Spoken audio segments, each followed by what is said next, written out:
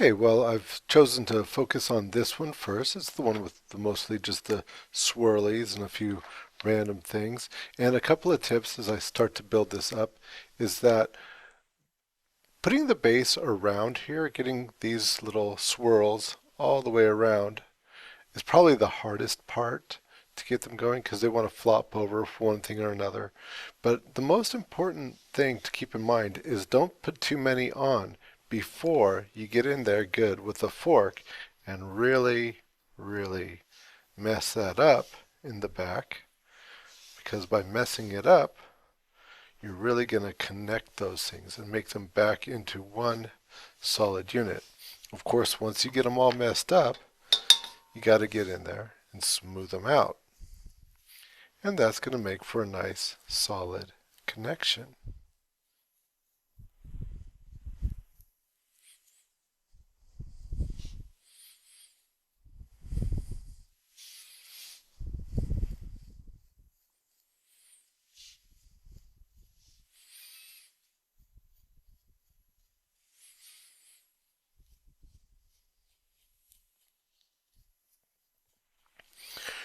Remember, if you felt like you needed to add clay to any particular area, that's okay, you could do that. Probably a good idea to score a little bit wherever you're going to add that. And remember to push from the center out. So we've got this here, and I'm going to push from the center out to fill in a little bit, and that's going to keep it from having a lot of air bubbles. More updates on the building of this as it comes on a little bit more. Okay, but the coils, so it's going to take a lot of coils to do this. And you know, every time you wrap a coil up, you're going to want to score both sides of it to make a good connection on the coil itself. Well, here's a nice trick to be able to do that quickly. Okay, so I've got my fork right here, and I'm going to go down the one side of it.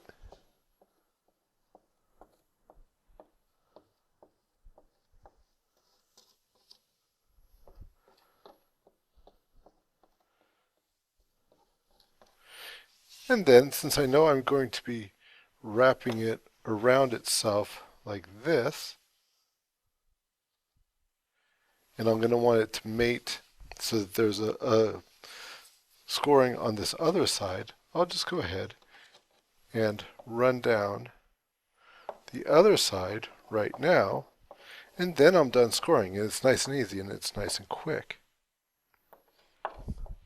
So remember, if you're wanting this coil to be a feature that you see, kind of like on these ones here, right, then keep this area nice and clean. Okay, so both sides are scored, so when I wrap this, it's going to connect a lot stronger than if I hadn't taken time to score that. Okay, also, now that this is going along a little bit, what I might do is I might make some of these to fit. So for instance, I have got this gap right here, right? So maybe I'll make one that's nice and small,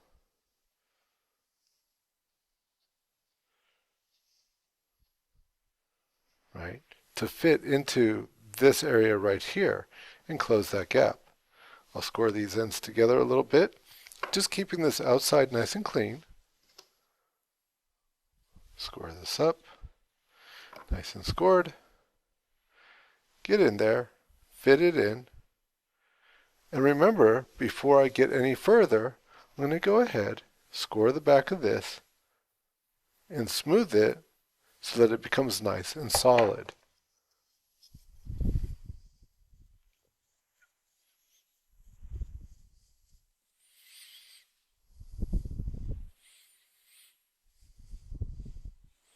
That way it will hold together. Probably the biggest problem that students have is these kind of falling apart as they're working on it. And the biggest reason why is because they're not making a strong connection as they go along.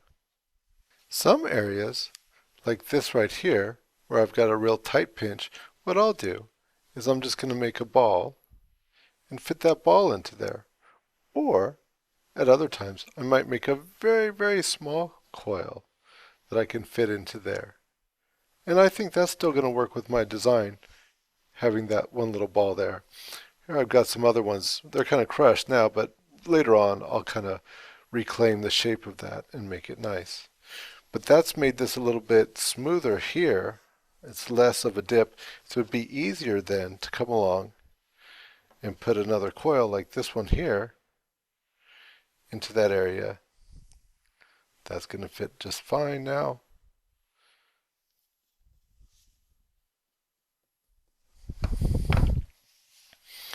And you'll see that now that fits together pretty well.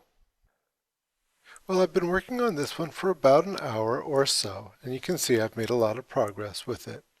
Just wanted to note that as I've been working with it, looking at my original shape, right, that I wanted it to go, like this, have that shape to it. So coming in at the bottom a little bit and flaring and then coming up again, right? So as I've been working on it, I've been using my hands to shape it, just pushing in, taking that tension like I've done on so many other pieces, right? But having built those skills, I can employ them now for this. And just shaping it. Because this one, I just have to use my hands and I have to use sort of my eyeballs just to look at it. Because this one was not done off of a key. It's just a free form. On my other ones, I'll use a key, like this one right here, to make sure that the shape is just so, just the way that I want it. But in this one, I'm just kind of going for it and seeing what happens. All right, so now sometimes when I do that, cracks might open up, and if they do, I want to get in there with the fork right away and score it real good, and then take and smooth it out real good as well. I have to make sure that this section here is as good as it can possibly be, because now I'm going to be coming in a little bit, and so I won't be able to get down in there. As it is, I don't think that this is going to be a real functional piece, because if this was a picture that was really meant to be used, I'd really have to work on making it a little bit larger so that I could get my hand down in there if I ever needed to clean it. Okay, and by the time this one shrinks, it's going to be smaller than that. Another thing that I could do is I could take, and in there, even though if you could look inside, you'd see it's relatively smooth, right? I could get in there, maybe score it up a little bit, just scraping it, roughing up that surface, taking some slip, like this right here. It's relatively thick slip, nice and creamy, like pudding. Okay, and just painting it on in there and smoothing it with the paintbrush. This is going to seal up any cracks that you've got going on there, and it might add a little bit of bulk to the inside of it as well. I think at this point too, let's say I've been working on this for an hour or so, but as a student you might be taking a little bit longer, that's okay. And so it might be a good time for me to just set this aside and let it firm up. I want to make sure that I've got the shape, relatively looking pretty good to where I want it so far. But yeah, letting it firm up a little bit, because this clay is all very soft right now.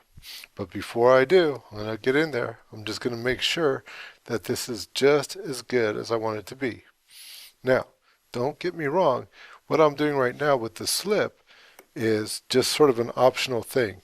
It's just if I needed to get in there and seal up any of the little open spots that might have come when I was constructing it in the first place. That's it. Okay, so this has stiffened up for a couple of days. So it's still pretty wet, but it's not, as absolutely loose as it was. It's going to hold its shape a little bit better, and that's good because sometimes when you're dealing with something like this, or even with the straight coils, it gets rather difficult because it's just too floppy. And so now I'm going to prepare to do this upper fluted part right here. Okay, so for the most part, the body's just been done with swirl after swirl after swirl, and that's pretty much to the plan. Okay, but here I want it to be up and down, and that's actually going to make my life a lot easier.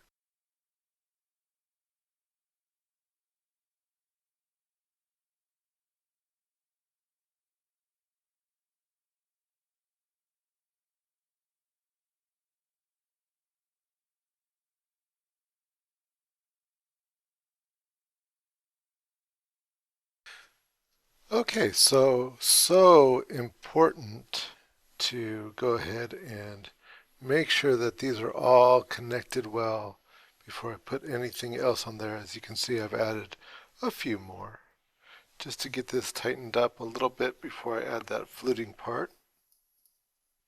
And even when I'm smoothing it right now, I'm really working that clay together, really working one piece into the other for the strength. Because the biggest thing with these guys here is that they'll split. They'll split, in between the compounded little objects, like in this case the little swirlies. In other ones, the little flowers or the leaves or the whatever you're doing. So it's in the back on the inside. That's the part that you really want to be building your strength, because there's not really much in the way of strength on the outside. Alrighty then, so now I'm starting the fluting on the neck here. And so what I've done is I've taken some coils, right, and I'm just scoring them on both sides, just like I did before. So here's scored on one side, and then I'll do the other side here. And part of this fluting on the neck is sort of a reset, giving me a somewhat level base to start from again as I do the very top part here. So anyways, so what I'm going to do is I'm going to fit it to the neck. So coming here, say like, okay, here's where this goes. And I'm going to line this up and get it to be as tall as I want it to be. Mate those two surfaces together, the two scored surfaces, and just sort of custom make that, shaping it as I go along so that it all just fits.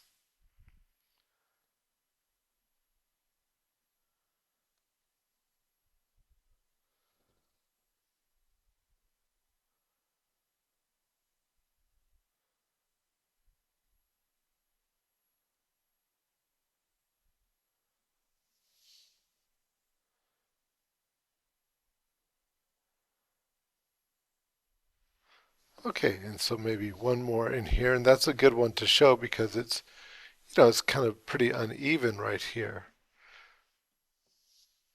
So I'll take one of these guys, score it up.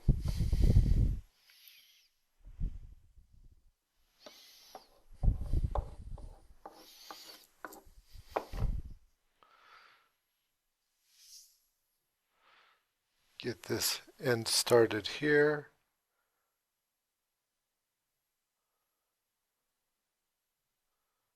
Okay.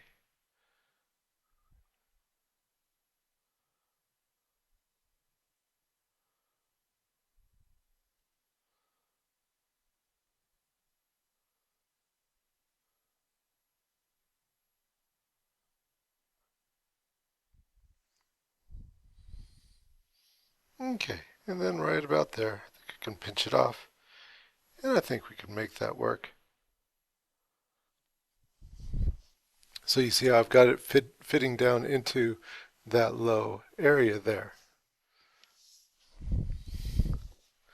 So then from there I'll see if I need to add a ball or two or some sort of filler, and then just start putting that together. I might even do this. I think what I'd do is take this guy here, get it shaped more or less the way that I want it to be, and then take it off as a unit. See, because now it's a little bit easier to work with, and start scoring it together here to make it a little bit stronger, right? Because it's hard to get into here and do it here. So I'll just score it together a little bit better and then just fit it back where it goes. Okay, here I want to show you. See, I keep harping on this because it's so important, but you can see here how just absolutely deeply scored that is. And I keep harping on it because that's something that I see the students all the time not doing it just near as good as what they could.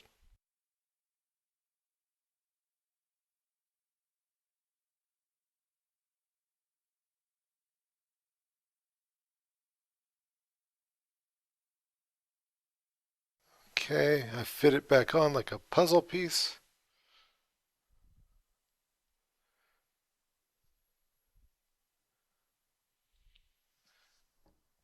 Now I can get in here and do a little bit more scoring to connect those two parts together, the fluted part and the base.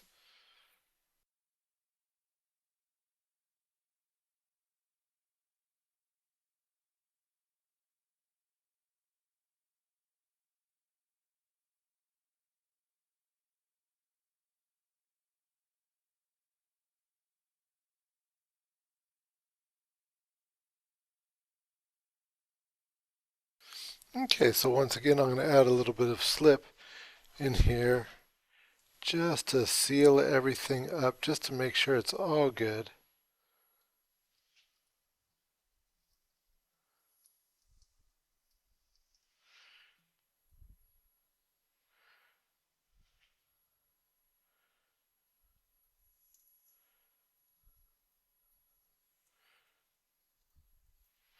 And, you know, quite frankly, I would probably go ahead and, after doing just a little bit more sort of last minute shaping to it, put this aside now and let this part that I've worked on today firm up a little bit.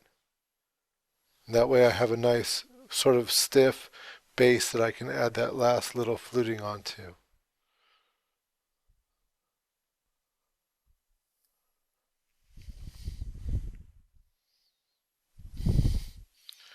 Okay, just starting to flare it out just a little bit here in preparation for putting those other pieces on.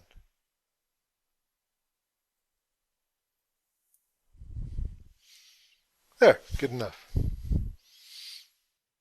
Okay, so I've got this one here and I've been finishing it up a little bit.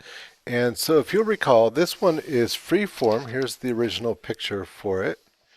And it's not using a key, right? So it's asymmetrical. One side does not totally match the other, and that's okay because I kind of planned for it. The other thing is that it doesn't totally match my drawing, but that's okay. I kind of like that in a way that you can be a little bit more innovative. Okay, well, not too much to show here. It's just, you know, continue to build things up the way that I had, and I've went ahead and added a few more of these crazy coils, these spirals here, in order to make the top. And you can see I've smoothed it out and worked that in. Made a handle, and I experimented a little bit with making a wrapped handle, but I found that just having one solid handle was working better for me.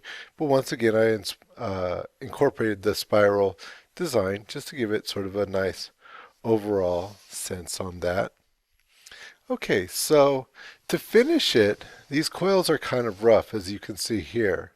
But what I've done is I've taken and started to smooth those out a bit, filling up the gaps and whatnot. And so how I did that was this.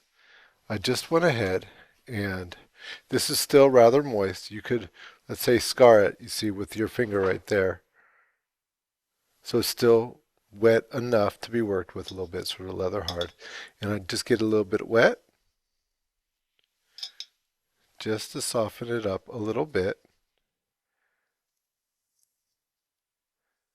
And then if I needed to, like let's say here, where I've got sort of a line going off across where it hits something, I could use a finger or a wooden tool or something just to sort of smooth that off, make it a little bit better, right? but there's just a lot of sort of rough stuff in between these guys here. And so for that, what I'll do is I'll just take, and once again, I could use a wooden tool to get in here, but I found that just taking a brush, just a little brush, and just getting in there and working it. I've already got it wet down a little bit with this brush here, and now just continuing to work it and just going along those lines. And that's really all there is to it. And you can see that that's smoothing it off pretty nice, and yet it's not distorting the things. It's not smashing them down. Nothing. It's good soft power right here. Here's a good example right here where it's kind of rough, and just taking the brush, and that's done a really nice job of just smoothing that off. I've done it to the whole thing here, and then that's pretty much it. This one's pretty much done.